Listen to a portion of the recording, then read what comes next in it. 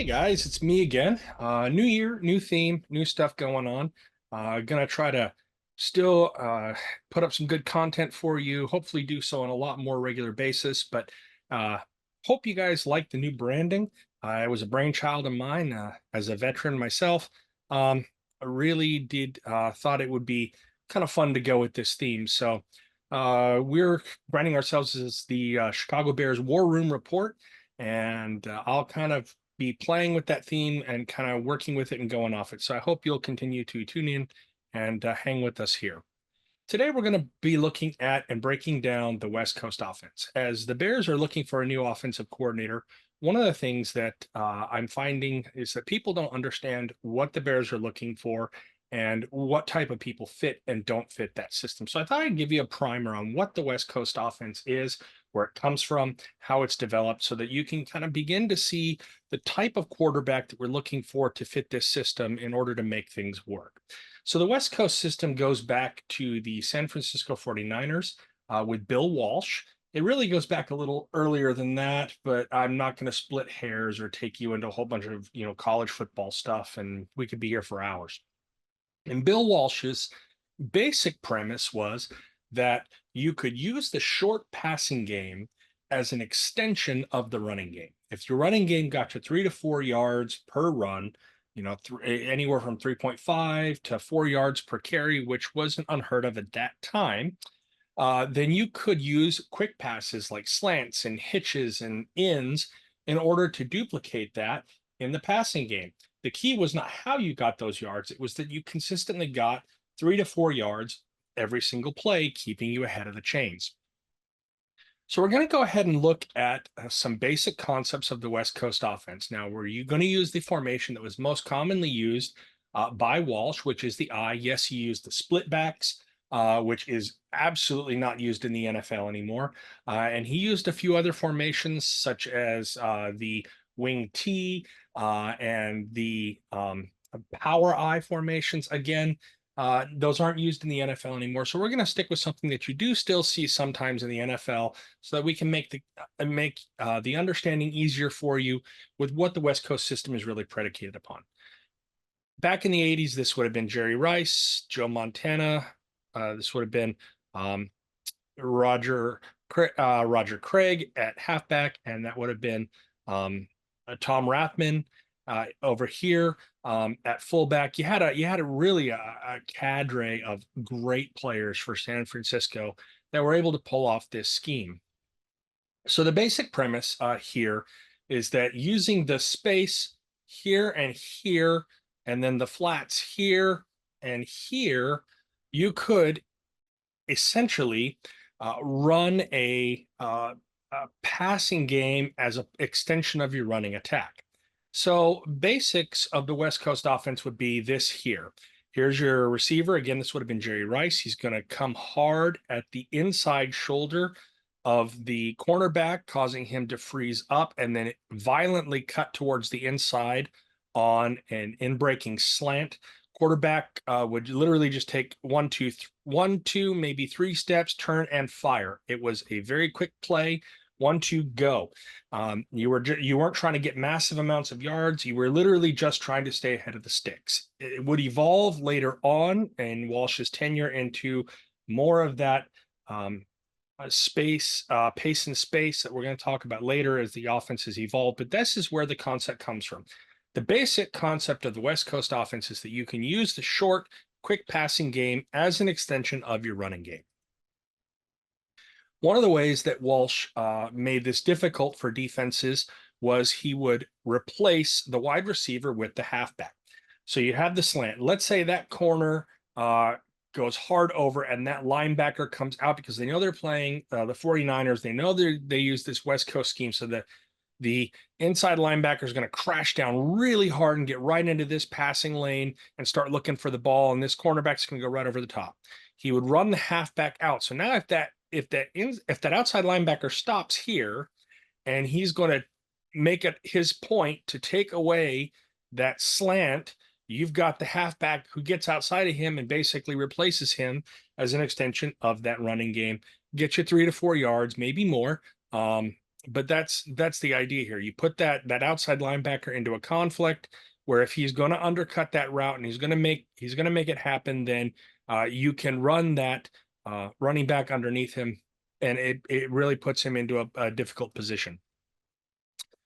Walsh would often run the Y as just kind of a decoy. He would run up. He didn't really routes weren't as defined at that time. He wouldn't use, say, attacking the inside shoulder to rub off into a deeper route. He would just kind of come upfield in a pop motion, and then he would take off here, hoping to keep that safety, cause that linebacker a moment's hesitation, because all it takes for the West Coast offense, if it's run the way that it's supposed to be run, is a moment. You run up the field as the tight end, that linebacker hesitates for just a moment, and now your receivers are open. That safety doesn't crash hard over the top. Again, right from the start, you're going to create space. You're going to leave this area vulnerable and open, which is what you're ultimately trying to do. The Z would kind of come right here again. He would come hard at the inside shoulder of the cornerback, causing him to hopefully flip and open his hips to turn to run with him, and then he would violently turn into the slant. Again, if you get any hesitation out of that outside linebacker holding on the tight end, then this is going to be wide open. Again, that 3 to 5 yards. If that outside linebacker crashes down really hard to take that away, you got that Y on the intermediate pop, and there you go, and off he goes to the races. So the entire idea was we're going to create conflicts with a quick passing game. We're going to force the defense to make a fast adjustment right after the ball is snapped, and kind of no matter where they go, no matter what they do, they're going to be wrong. Later on, the West Coast offense would evolve. This is when George Seifert got a hold of it, Andy Reid got a hold of it, Mike Holmgren got a hold of it, and they began to adapt. Now, this is when the I formation started phasing out. You started getting a lot more single back formations, what we now call 11 personnel, 12 personnel, 21 personnel, things like that. So what they did with this West Coast offense was they spread it out. So they moved it horizontally so that it would stretch the defense wider and force the defense into some bad conflicts and bad decisions. So ultimately, one of the concepts that they introduced was the wide receiver being used as a decoy for the slot receiver. So you see here in this example, your X receiver is going to charge hard at the outside shoulder of the cornerback, forcing him into his back pedal and opening his hips to try to keep an inside track. And as soon as he sees that cornerback open his hips and turn to run, he's going to violently turn himself inside and run straight at that safety who should have dropped back into his zone. He's going to run like right at the inside shoulder, force that safety to stay put in order to cover him, or even come up to get him. He's going to put two players into conflict and force them to cover him, particularly if his name is, I don't know, DJ Moore. You can't just ignore him. You're going to basically leave that outside linebacker on an island with your slot receiver, which at that time, back in the late 90s and early 2000s, this would have been an outside linebacker. Nickel wasn't quite as popular. Now, it might have been a nickelback. They didn't, it's not that they didn't play nickel, but that outside linebacker would have been in conflict going on a slot receiver. The slot receiver is going to come, again, inside. He's going to run hard at the inside shoulder of that outside linebacker. He's going to make him think he's running a cross. So we see this guy cross. We're going to see him looking like he's going to cross. That's what this free safety over here or strong safety over here is going to see, depending on how the defense flips itself to cover it. So he's going to see that. He's going to bite up. He can't flow hard and freely over to that side. That linebacker is going to see him coming right at him. He's going to get ready to go on that cross. He might even open up and go with him. And suddenly he's going to violently cut back into this space. So if this cornerback is turned and the safety is coming up on this, and he's turned inside, when that slot receiver makes that violent cut into space, you're going to suddenly have all this room right here, and you should be able to get him going in space at full speed in order to, make the play. Now, again, you're only looking to get 3 to 5 yards. That's, again, at this point, still the goal of the offense. The goal of the offense at this point is still 3 to 5 yards. We're just trying to replace that running game. The passing game is just an extension of the running game with these quick passes. They also introduced a new concept, which we see still kind of carry over in today. We'll talk about it a little bit in the next segment, but that is the tight end, instead of just being a decoy, the tight end now is going to go vertical. He's going to ride the seam. Particularly in a cover two, this puts that safety into conflict because that safety is already seeing across here. That safety is already seeing this receiver go here, and now he sees the tight end coming right at him. Now, if he cheats himself inside to stay with this and what he thinks is that crossing pattern, that tight end is just going to ride the seam out, and that safety is going to put himself in conflict, and the quarterback could take a deep shot at the tight end up the seam. If, however, he reads this and goes, okay, I need to stay with this tight end, and he's going to flow over into either cover two, or he's going to just go ahead and stay with that tight end, the tight end can violently cut up underneath him and attack that deep middle of the field, and he's going to have to reverse course and get back on top of him. If that tight end can bend it in tight enough, he can really use his body to shield the defensive back from the ball and give the quarterback a nice soft landing spot for that ball in the 10, 15, 17-yard range of the intermediate passing game. Again, a really good opportunity to put that safety into conflict there. You are going to have just a simple slant on the other side, just like we used to have in the 80s. Again, we're targeting that 6. If that outside linebacker stays with the tight end, that receiver should be able to beat the cornerback to the inside, and you should have a whole bunch of space here for him. If that outside linebacker flows hard underneath, then you should have that tight end wide open right here, and the quarterback can go ahead and take advantage of that. The halfback is going to replace the wide receiver on the outside. Again, the goal is to put conflict. You have 1, 2 defenders, and you have 1, 2, 3 receivers in the same general area, because the safety, if he crashes up hard, he knows he's going to get beat, so he has to stay deep. So you're putting 3 receivers into 2 defenders, and you're placing those 2 defenders into conflict. So no matter what they choose, they're wrong. And again, that's the goal of the offense is you're wrong no matter what you do. We're going to hit one of these short routes. We're going to get anywhere from 4 to 5 yards, 7 yards on this short passing game, to use it as an extension of the running game. Let's take a look at how modern West Coast offenses do it. Now, you see a lot more shotgun today. You do see it out of 12 personnel, 21 personnel. You see it out of 11 personnel. You can see it out of anything. I'm just using this as an example to show you, again, kind of what it looks like today when we run it, as opposed to how it was traditionally.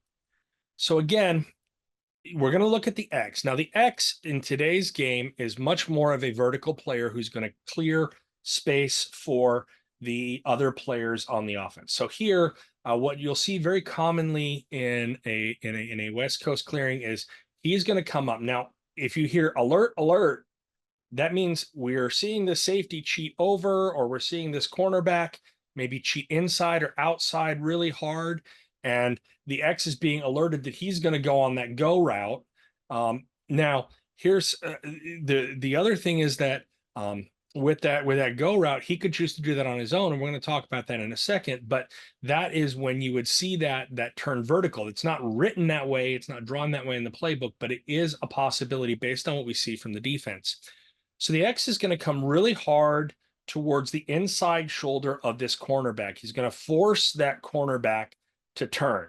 That's what he's trying to do. He's going to charge really hard right at the inside shoulder. He's going to force that cornerback to flip his hips and begin to roll with him. And as that cornerback goes with him, he's got his eyes on this safety.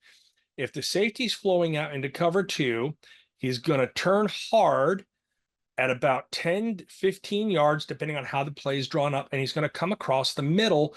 He's going to come behind this nickelback, inside the cornerback, and underneath the safety.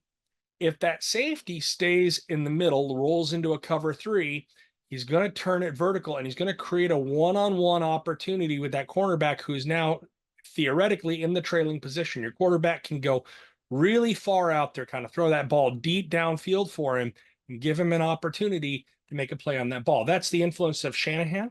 That vertical concept coming into play in the West Coast offense. It really wasn't there under Walsh. It was slowly kind of developed under Holmgren and Seifert, but it was really Shanahan out in Denver who introduced the vertical concepts into the West Coast offense.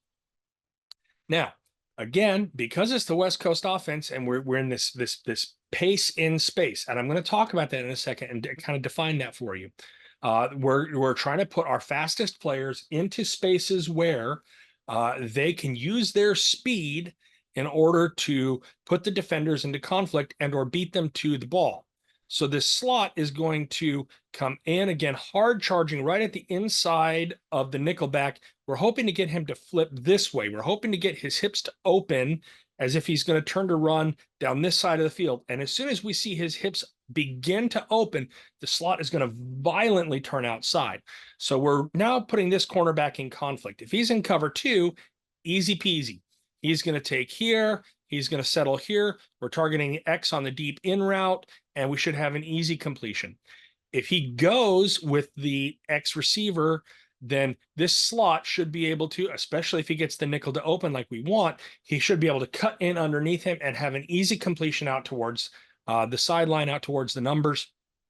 Again, kind of that 4, 5, 7 yard distance right there. We're just kind of reading this area right here to see what these three players are going to do in order to determine how we're going to attack that side of the field. Now, let's say he settles into cover two. He settles here in a weak roll of the cover two, and your 5 comes out here and undercuts, and your safety flows over the top. So they've really dominated their coverage towards this side of the field, stacked it almost zone double of DJ Moore, which is not unheard of.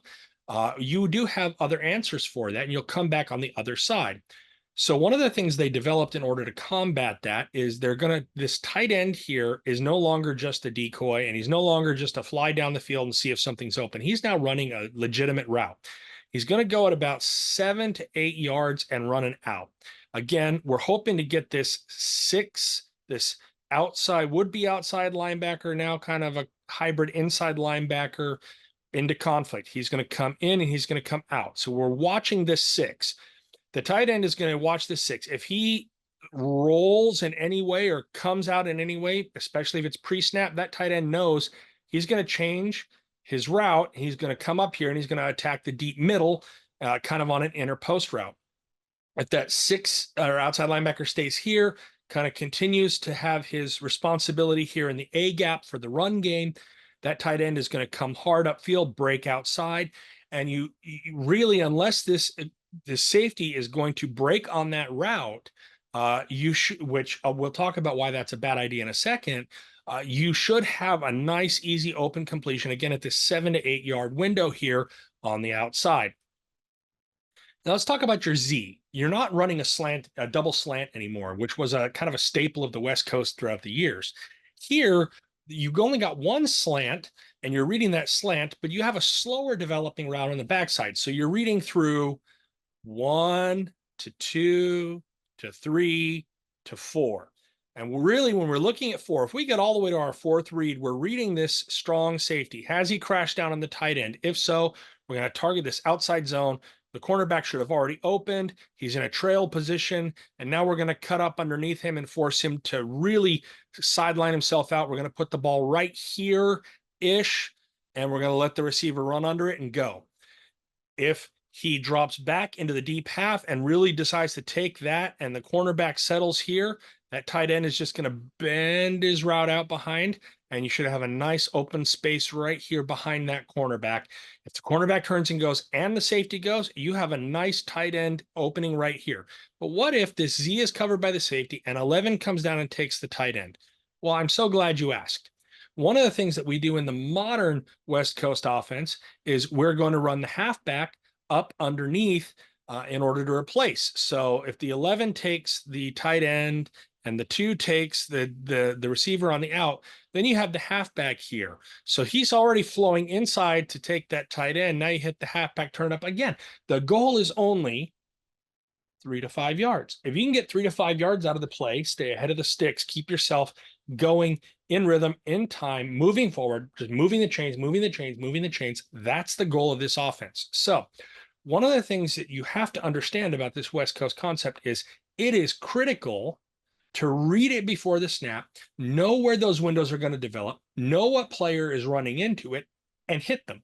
Because here's the thing, if you hold the ball too long and the defense is able to realize what's going on, now your players are too deep for this because your X is coming across the middle and this inside linebacker is going to float over. And if you're holding that ball too long and he cuts on his in breaking route, now that window's closed because that linebackers come there. Eventually, this outside linebacker is going to get under this slant route. And especially if he has to come back in or turn it up, he's now put himself in a really tough position. If you don't hit him right away, you've really created a hard time for your slot receiver, as this nickelback is going to get underneath him and harass him all the way back or up the field. And you've really taken him out of the play. If that quarterback holds the ball, he doesn't read it, and he just holds it too long, this tight end is going to come here on the out. Eventually, this outside linebacker is going to roll underneath him, or if he cuts it up inside and that safety reads it, you're going to have either the sixth come back underneath it, or you're going to have the safety come down. Depending on how, what coverage they're in. Maybe it's a cover three and it's the three who realizes what's going on and comes down. Now, if you throw to that, if it's a cover three and they rotate over and you throw that deep middle, that deep back is going to just literally come right down here in on it. And he's going to pick it off and take that to the house. That's a death throw if you don't get it out quick enough. Again, same thing with the Z. If you don't throw it quickly, get through your reads and throw that, your safety's over the top. Your cornerback realizes, oh crap, he comes out here on the halfback. Your outside linebacker rolls underneath the tight end. And now your quarterback's going, oh crap, where do I throw the ball? Everybody's covered. I got guys underneath him. And he's running for his life or he's taking a sack. This offense really requires good reading of the defense before the play snap. Then once the play starts, it's just verifying what you saw and understanding where the holes are, how the rotations are happening, and putting the ball there where it's supposed to be. But it needs to be there on time and in time, because the goal of the West Coast offense has become what we call pace in space.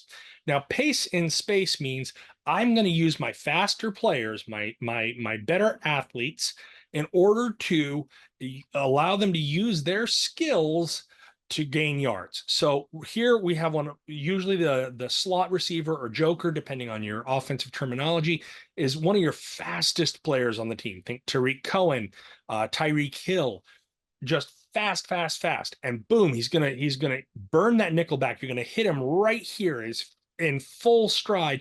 He's gonna turn it up. And now that cornerback gets one chance to make the tackle, or he's off to the races. I mean, that's an easy mismatch. It's pace or speed in space or an opening. If you can hit the pace in the space, you give that wide receiver an opportunity to make a cut, make a juke, make a move, make somebody miss, and off he goes. Same thing here. Again, it's pace. We're going to come up and boom, we're either going to target this space here or that space there. But it's pace in space. Get the ball to your wide receivers, to your running back, to your tight end in space, on time, in stride, so that they can make the catch as part of their run. And boom, now they just make somebody miss and off they go. That's how this offense is designed. But when you don't do that, there's a problem. When you aren't doing that, when you're holding the ball too long, when you're not seeing the open receivers, when you're not going through what you're supposed to do and how you're supposed to do it and getting the ball out on time, what you create is a big problem for yourself as the quarterback, because now you have defenders in between you and your receivers. So receivers do what? Naturally, the only thing they can do, they bend and they go vertical. And now you have vertical routes running with the pass rush already on top of you. These offensive linemen can only hold their blocks for about 3 seconds. That's the average in the NFL, 3 to 4 seconds.